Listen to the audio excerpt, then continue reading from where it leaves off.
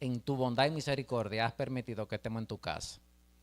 Queremos, Señor, suplicarte que el Espíritu Santo se mueva en esta noche y que las palabras que tú tienes para nosotros, Señor, nos edifiquen y que nos ayudes cada día a serte fieles, Señor, y que tú nos permitas, Señor, entender tu palabra.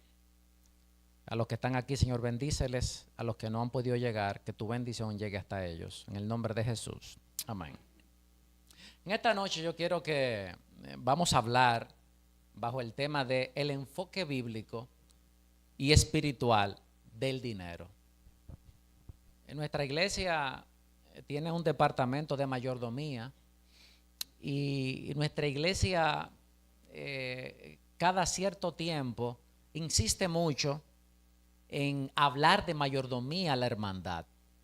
Y muchas veces, mucha gente, a veces uno tiene que escuchar y decir que en iglesias cristianas incluso, que ya no es necesario diezmar, que el diezmo es algo opcional, que el diezmo ha quedado atrás, que el diezmo era solamente para el pueblo de Israel, y que básicamente la fidelidad ha pasado como a un segundo plano. Sin embargo, en estos minutos que tenemos por delante, yo quiero que nosotros veamos desde el punto de vista de las Sagradas Escrituras por qué razón es importante hablar de bienes materiales, no necesariamente hablar de dinero. ¿Por qué razón bajo la perspectiva bíblica y bajo la perspectiva de nuestro Dios, por qué razón hay que hablar de dinero?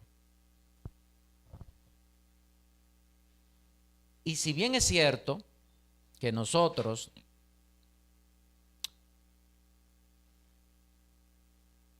de quien debemos de hablar es del Señor Jesús, de su sacrificio, de su muerte, de su resurrección y de la bendita esperanza, no menos cierto que el propio Jesús le dio mucha importancia a hablar de el dinero, de los recursos, de los bienes materiales. Y por lo tanto, el primer principio que nosotros tenemos que entender es el siguiente: es que Dios creó todo el universo y todas sus criaturas están llamadas a una sola cosa, y es darle gloria y honra a Él. Cuando nosotros revisamos las Escrituras y vemos las diferentes visiones que tuvieron los profetas de el trono celestial, nos vamos a dar cuenta que todos los seres angelicales, ¿qué hacían siempre? Daban gloria a su creador. ¿Qué es lo que hacían qué hacen los seres celestiales ante Dios? Darle gloria a Dios. Y pregunto yo, ¿acaso la creación de este mundo era la única creación que estaba exenta de eso? ¿Y qué pasó a lo largo del camino? Esta creación de Dios está constantemente adorando y glorificando a su creador. Es una pregunta cuya respuesta, entenderla, va a cambiar nuestra perspectiva de cristianos. Porque si nosotros no entendemos qué hacemos aquí en este mundo, entonces definitivamente nosotros tampoco vamos a entender qué pide Dios de nosotros. Dicho esto, yo voy a citar en el Evangelio según San Lucas, el capítulo 16, el versículo 11, Jesús, hablando de las riquezas y después de haber contado una parábola, dijo: pero si en las riquezas injustas no fuiste fieles, ¿quién os confiará lo verdadero? ¿Qué está diciendo Jesús con eso? Si en riquezas injustas el individuo no es hallado fiel, entonces, ¿cómo va a administrar ese individuo la riqueza verdadera? No estamos comenzando a entender lo que Jesús está diciendo con esto. Si con tonterías materiales nosotros no somos fieles, ¿tendremos la capacidad de administrar cuestiones eternas?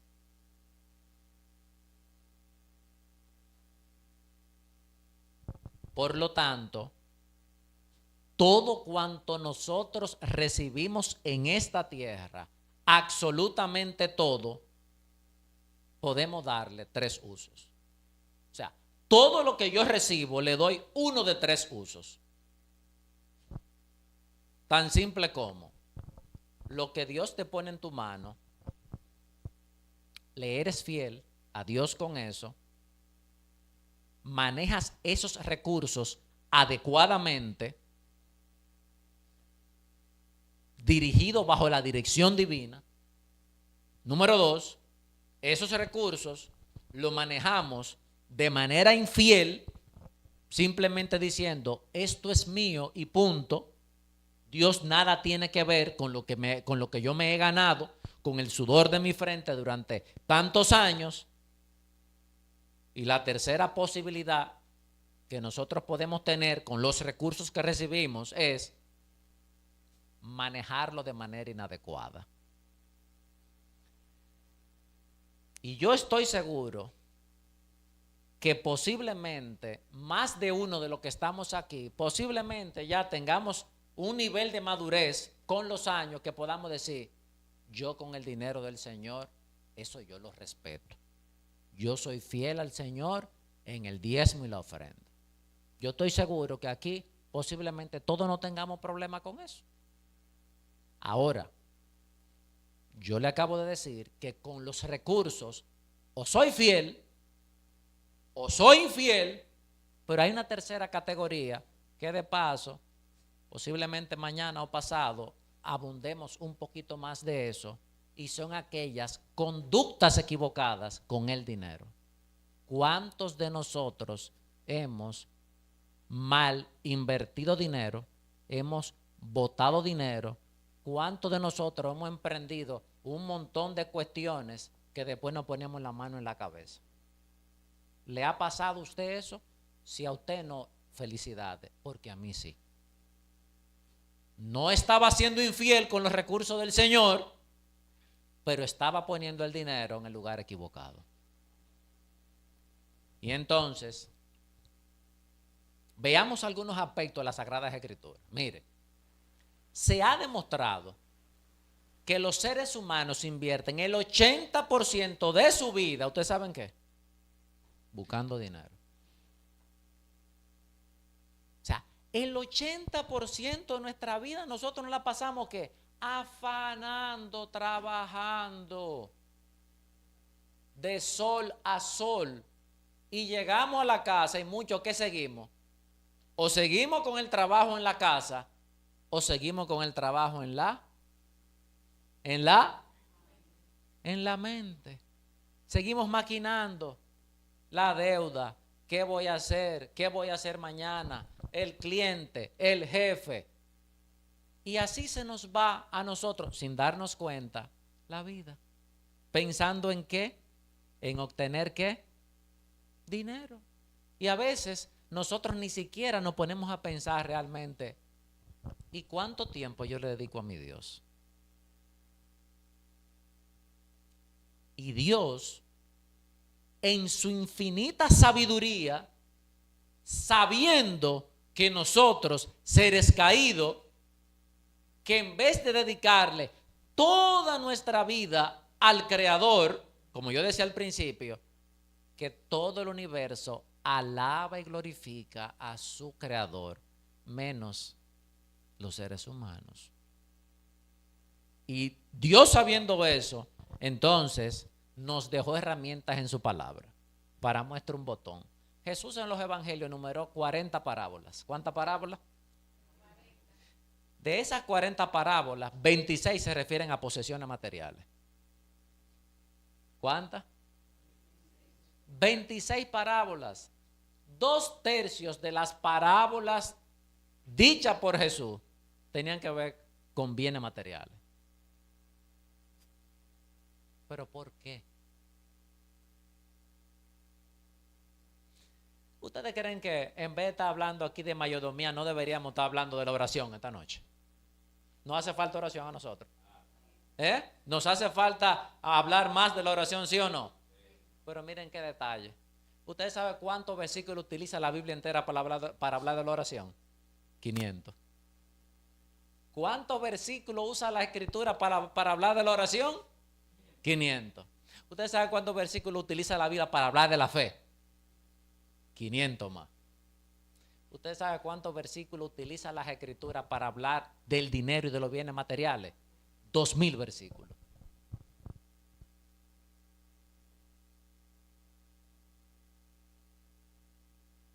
Por lo tanto, en la sabiduría divina,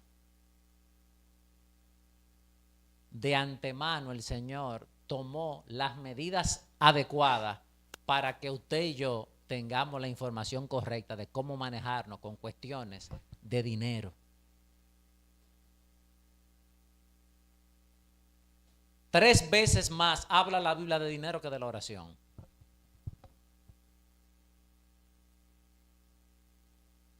Y mientras el mundo, allá afuera, centraliza la felicidad del individuo, el bienestar del individuo, ¿con qué?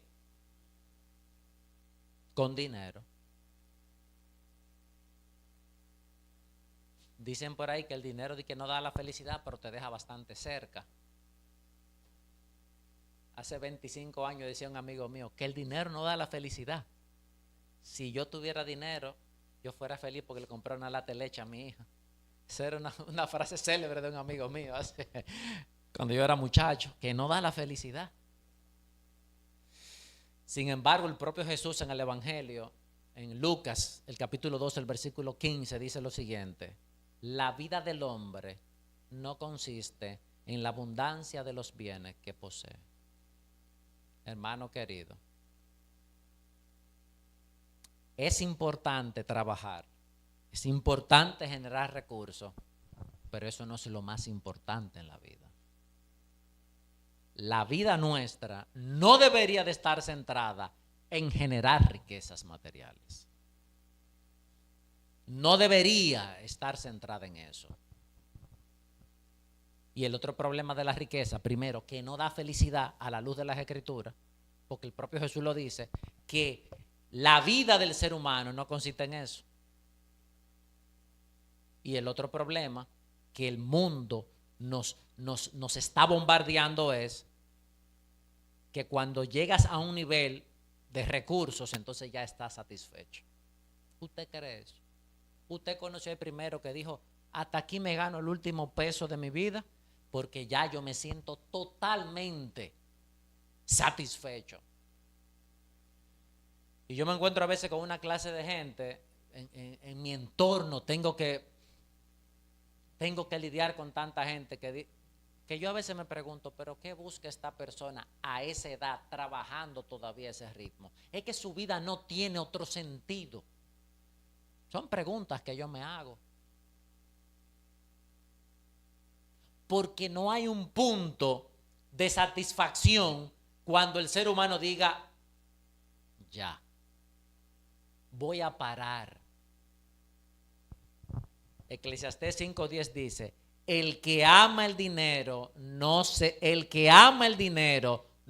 saciará de él. Por eso nosotros los seres humanos perdemos la vida, perdemos la salud, perdemos la familia detrás de cuestiones económicas.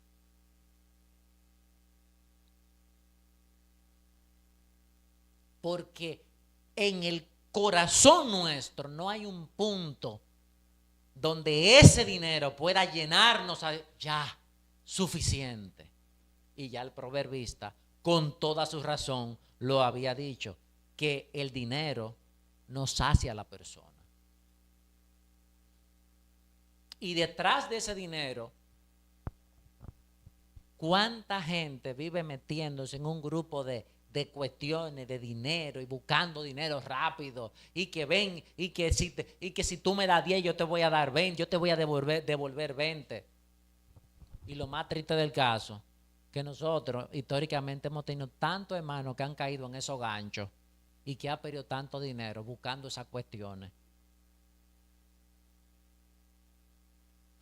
Hermanos queridos, tenemos que tener mucho cuidado con el dinero fácil. ¿Con el dinero cómo? Fácil. El dinero fácil, cuando usted le presentan un negocio y que tú te vas a ganar, tengamos cuidado. Tengamos cuidado. Investiguemos la procedencia de ese negocio. Usted no puede meter su dinero. Y ustedes escucharon en los medios de comunicación de un individuo que engañó muchísima gente para allá, para el este del país, y que finalmente cayó preso. ¿Pero qué pasó con el dinero de la gente? Lo perdió. Y así se han levantado montones.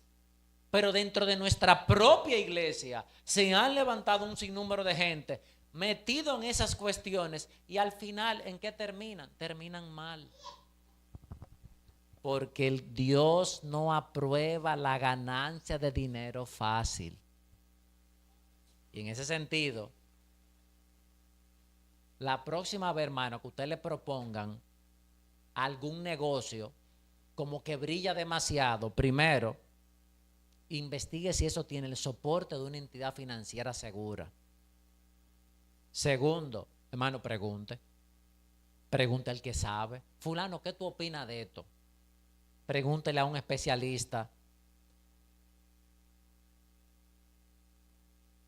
Y ahora yo quiero llamar la atención de un par de aspectos a la luz del libro de Proverbios.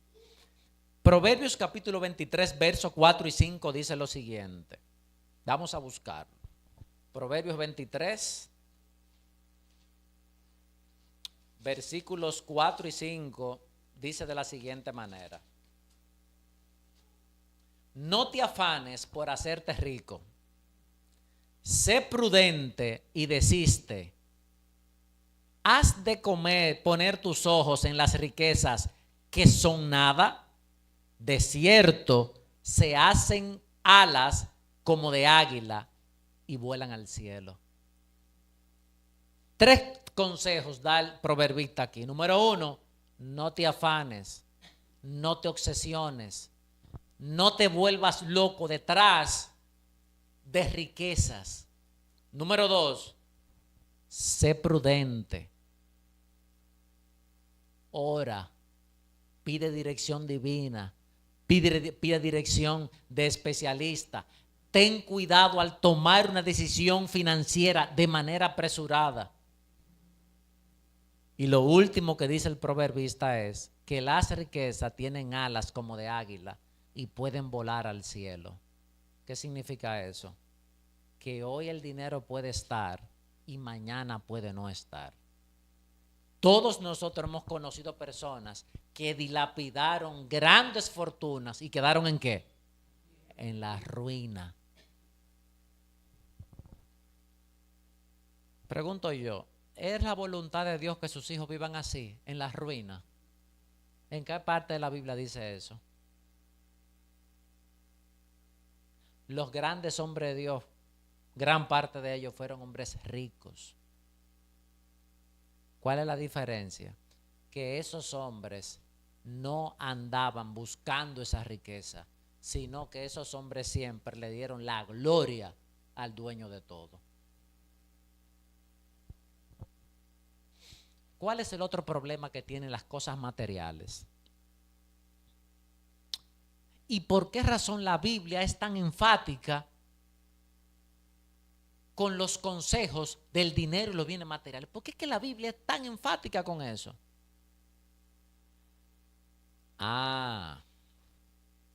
El problema es que las riquezas pueden competir con el lugar de Dios en nuestras vidas.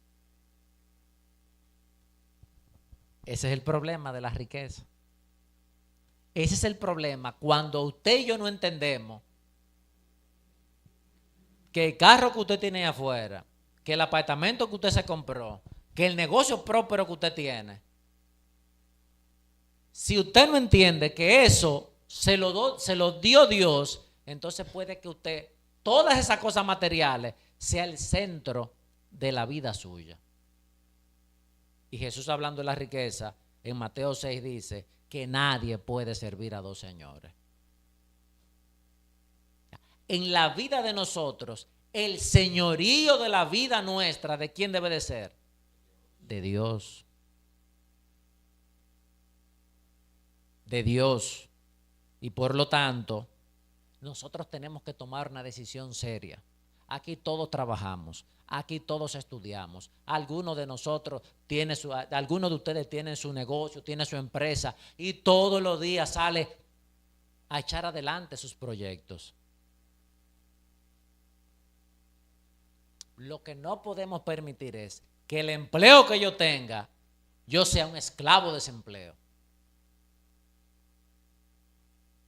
Que todo lo que yo piense nada más sea eso. Que mi norte, mi esfuerzo, todo sea eso. Y Jesús, yo siento cuando leo eso, es como si Jesús tuviera una mirada a esta vida frenética que nosotros llevamos, esta vida de consumismo que nosotros llevamos. Y nos dijo, nadie puede servir a dos señores. O ama a uno y aborrece al otro. Y entonces, hay una anécdota que por allá por el siglo XII, en el tiempo que el Imperio Romano organizó las cruzadas para hacerle frente a las corrientes islámicas en el Oriente, estos hombres valerosos, los cruzados, eran cristianos. Su emblema precisamente era una cruz, pero ellos necesitaban un reemplazo, estaban quedando cortos y necesitaban contratar gente. ¿A quiénes contrataban? Contrataban mercenarios. El asunto es que para esos mercenarios poder pelear a favor de los cruzados tenían que ser bautizados. Pero como eran mercenarios, ¿saben cómo eran bautizados? Cuando lo bajaban al agua, dejaban el brazo extendido con la espada fuera del agua. ¿Para qué? Para no bautizar la espada. ¿Para qué? Yo bautizo el cuerpo, pero dejo la espada afuera. ¿Para qué? Para matar. ¿Será que muchos de nosotros dejamos los bolsillos afuera el día que nos bautizamos? Dejamos la cuenta de banco afuera, la libreta de banco afuera de la pileta para que no fuera bautizada también. Porque mi dinero es mío. ¿Usted escuchó alguna vez a alguien decir que ustedes le dan el dinero al pastor? A mí me relajan ahí donde yo trabajo, que le dé diezmo a ellos, a los compañeros míos, que ellos lo van a usar mejor que el pastor. A mí me relajan muchísimo con eso. Pero nosotros estamos entendiendo realmente que es toda nuestra vida que nosotros tenemos que entregársela al Señor. Y no solamente una parte, que a veces nosotros pensamos que mayordomía nada más diezmo y ofrenda el sábado cuando está recogiendo aquí los diáconos y la diaconisa. Mayordomía lo es todo. Mayordomía abarca absolutamente cada aspecto de nuestras vidas, porque nosotros del Señor no solamente administramos recursos económicos, administramos su tiempo, administramos nuestro cuerpo, administramos los talentos que Él nos ha dado, las capacidades que Él nos ha dado. Y el asunto está que en el proceso de generar riquezas, y cuando yo hablo de generar riqueza, no crea usted que es que le estoy hablando quizá al empresario, yo le estoy hablando al que gana lo mínimo con lo poco que el Señor le da para mantenerse también. Desde el salario más humilde, desde lo más básico que llega a tu mano, el Señor quiere moldear algunos aspectos de la vida de nosotros. Primero, decía David Maconie en su libro El dinero, la prueba del ácido, lo siguiente: el dinero moldea a las personas primero en el proceso de obtenerlo. ¿Cuál es la primera parte? Donde el dinero va moldeando a la persona. Primero, ¿cómo lo voy a producir? Número 2, después que lo produje, ¿cómo lo voy a ahorrar y para qué lo voy a ahorrar? Número 3, ahora, ¿cómo lo voy a utilizar? ¿Cómo es que el dinero va moldeando a la gente? ¿Cómo lo produzco? ¿Cómo lo ahorro? ¿Cómo lo gasto? Y viene la otra parte, que es las dos más difíciles. Número 4, ¿cómo lo comparto? Y número 5, ¿y a quién yo tengo que rendirle cuenta de eso? Miren cómo, y nosotros posiblemente ni siquiera pensemos en eso, y nosotros vivimos haciendo negocios, comprando, vendiendo. ¿Qué es lo que yo soy? Médico.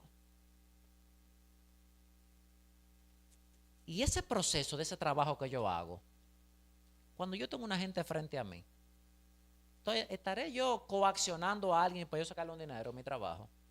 Y después venir muy limpiamente a diezmar y a ofrendar. ¿Usted cree que el Señor se agrada de eso? ¿Usted cree que si yo soy un mal empleado, llego tarde, hago la cosa así, lo que quiero es que me cancelen para yo y pido una licencia porque no quiero trabajar, vendo un producto que está descompuesto y no importa que se venda, y después venir muy a de ese sobrecito el sábado por la mañana? ¿Usted cree que Dios se agrada de eso? Por eso, en la consecución de los recursos económicos, ¿qué yo voy a hacer con todo eso? De la manera como me lo quiero ganar, el Señor está viendo eso. Y el Señor quiere, hijos fieles, no solamente devolviendo, sino la manera como lo estoy produciendo.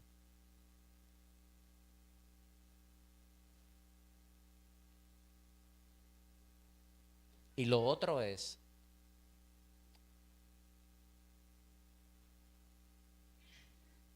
¿cómo yo estoy compartiendo ese dinero? ¿Estoy siendo yo un canal de bendición para los demás?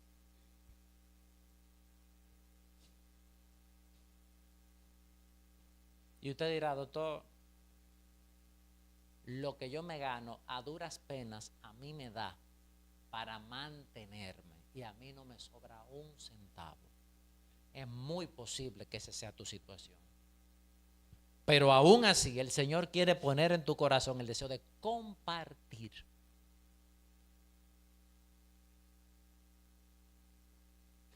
Y finalmente, en ese proceso, al Señor tenemos que rendirle cuentas de todos nuestros recursos. Porque a veces pretendemos que después que salí, tiré eso así, en ese sobre, todo lo otro ya, acabé con el Señor ahí. Nosotros tenemos que rendirle cuenta a nuestro Dios de todo. Y concluye diciendo este autor, David Maconie, dependiendo de cómo se le maneje el dinero, se puede convertir o en una bendición o en una maldición para su dueño. Los recursos económicos que usted y yo manejamos, ¿qué son para nosotros? Póngase usted a pensar, ese salario que yo recibo cada 15 días, cada 30 días, ese dinero que yo lo tengo en un certificado, en pesos, en dólares, ¿qué es para mí eso? ¿Qué representa esa propiedad que el Señor a mí me dio? ¿Qué representa ese motor, esa bicicleta, ese carro que Dios a mí me dio? No que Dios me dio, vamos a decir que yo tengo, por si acaso. ¿Qué es eso? ¿Eso es una bendición o eso es una maldición? Ese teléfono que el Señor a mí me dio, ese iPhone que yo me compré, ¿qué es para mí? ¿Eso es una bendición que me está llevando, me está conduciendo al cielo, o es una maldición que está acabando con mi vida?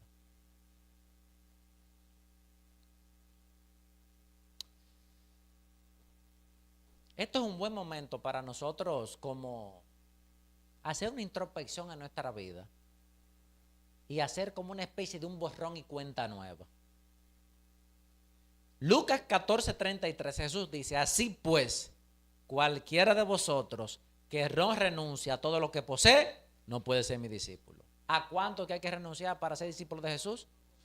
A todo. Y el mejor ejemplo fue el joven rico y Jesús. Anda y vende todo lo que tiene y dáselo a los pobres y tendrás tesoros en el cielo. En la Biblia hay muchas historias tristes y esa es una de ellas. En la Biblia hay historias que como que chocan, a uno le chocan, le llaman la atención. Y dice el Evangelio que él se fue porque tenía muchas riquezas. Por lo tanto, hermanos queridos, hoy es una buena noche para nosotros renunciar a todo para ser discípulos de Cristo. ¿Qué es renunciar a todo? No es decirle al Señor: Señor, ¿qué tú quieres que yo haga con lo que yo tengo? Es comenzar a decir de aquí en lo adelante: Señor, ¿qué tú quieres que yo haga con lo que tú me has dado? Eso se llama el principio de reconocer a Dios como soberano en la vida de nosotros. Señor, ¿qué tú quieres que yo haga con el Sonata que yo tengo allá afuera parqueado? ¿Qué tú quieres que yo haga con ese carro? ¿Qué tú quieres que yo haga con el dinerito que tengo en la cooperativa ahí clavado como un seguro de vida? ¿Qué tú quieres que yo haga con eso? Con tu dinero, no con mi dinero. ¿Qué tú quieres que yo haga con el dinero que yo puse a nombre de tuyo y mío en el banco?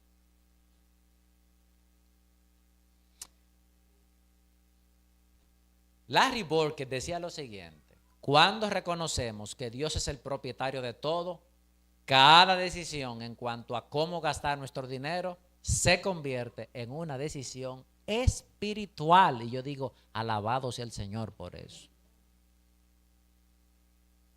¿Qué es lo que nosotros buscamos con esta semana de oración? Decía a los hermanos que diezmen y ofrenden más. No, yo tengo ya muchísimos años ya participando en estas semanas de oración de mayordomía. Y he aprendido mucho porque el primero que se enriquece con estos temas soy yo. Y yo nunca he tenido que pararme aquí a hablar de que diezmo y ofrenda. Nunca en una semana de oración. No estamos hablando de diezmo y ofrenda. Lo que estamos diciendo es que todo cuanto nosotros tenemos que entender y reconocer que todo es de Dios y por lo tanto todo lo que voy a hacer con los bienes materiales se convertirá en una decisión como espiritual, porque de paso fortalecerá nuestra relación con Dios, porque si cada vez que voy a gastar un peso hablo con Dios, ¿qué estoy haciendo? Le pregunto a Dios, le consulto a Dios, ¿qué estoy haciendo? Estoy intimando con mi Dios. Qué bonito sería cuando yo diga: Señor, vamos a echar combustible conmigo de dinerito que tú me diste. Señor, vamos a pagar la luz y el agua de la casa, vamos a pagar la renta del dinerito que tú y yo tenemos. Qué bonito, ¿eh? Y ya, bajo esa perspectiva, nuestra manera de manejar recursos va a ser diferente, porque le daremos a nuestro Dios el primer lugar. Y ya casi concluyendo, yo quiero citar el libro primero de las Crónicas, el capítulo 29, los versículos 11 y 12. Esto es bastante interesante. David ya se despide, ya David le pasa es un evento de pasar el trono a Salomón, y David le deja todos los preparativos a Salomón para que construya el templo. Y ahí se llevó oro, que eso no tenía comparación. Ahí se llevó, eso fue una cosa apoteósica. Yo me puse a calcular cuánto sería hoy en día si nosotros lleváramos todo el oro que ese día se depositó en ese evento para construir el templo. Me puse a calcularlo. ¿A cómo saldría eso? A cómo está la onza de oro hoy en día. Y la calculadora no cogía todos esos números. Eso fue una cosa escandalosa. Pero en medio de de ese evento, David dijo: tuya es, oh Jehová, la magnificencia, el poder, la gloria, la victoria, el honor, porque todas las cosas que están en los cielos y en la tierra, ¿de quién son? Tuyas. Tuyo, oh Jehová, es el reino. Tú eres excelso sobre todos.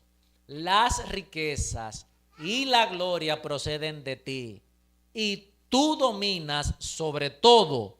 En tu mano está la fuerza, el poder, y en tu mano el hacer grande y el dar a todos. Y más para abajo dice: todo lo que aquí hay es tuyo, y de los recibidos de tus manos te damos. Ay, hermanos, qué diferentes serían nuestras vidas si nosotros le diéramos a Dios toda la gloria que Él se merece y el reconocimiento, como decía la lectura bíblica, de Jehová es la tierra y su plenitud, el mundo y quién más, que eso no incluye a quién, a todos nosotros. Por lo tanto, hermano querido, como Dios es el dueño de todo, Dios es el dueño del 100% de todo lo que hay en este mundo. Y por lo tanto, si Dios es el dueño del 100% de todo lo que hay en este mundo, el 100% de lo que usted y yo tenemos prestado, dígalo, le guste o no le guste, el más poderoso de este mundo, los más ricos de este mundo, deben de entender que todo lo que tienen es prestado. Leo El Hogar Cristiano, página 332. El dinero no es nuestro, ni nos pertenece las casas, los terrenos, los cuadros, las pinturas, los muebles, los atavíos y los lujos. Tenemos tan solo una concesión de las cosas necesarias para la vida y la salud. Las bendiciones temporales nos son dadas en cometido para comprobar si se nos pueden confiar riquezas eternas. Si soportamos la prueba de Dios, recibiremos la posesión adquirida que ha de ser nuestra: gloria, honra e inmortalidad. Por eso Jesús dijo, que lo leímos al principio: si con las riquezas injustas son fieles, ¿cómo vamos a ser fieles con las justas? Todo cuanto tenemos, todo cuanto el Señor nos ha puesto a administrar, es porque el Señor nos quiere preparar. ¿Para qué? Para administrar gloria, honra e inmortalidad por los siglos de los siglos a su lado. En conclusión, hermanos queridos, el tema del dinero es un tema importante en la Biblia. No porque Dios necesite absolutamente nada de nosotros. Lo que Dios quiere es hacernos copartícipes de sus bendiciones.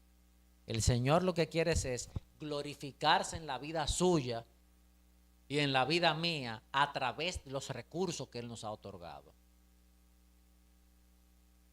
Y el Señor, no olvide que lo que el Señor quiere de todas sus criaturas es que le glorifiquemos con todo cuanto Él nos ha dado a cada uno de nosotros. Permite el Señor en esta noche que a partir de hoy nosotros hagamos un borrón y cuenta nueva, que nosotros dejemos todas esas cosas atrás y de hoy en adelante el tema del dinero y los recursos económicos se convierte en un tema espiritual. ¿Por qué? Porque vamos a entender de hoy en adelante que el 100% de lo que tenemos no es nuestro, sino de Dios.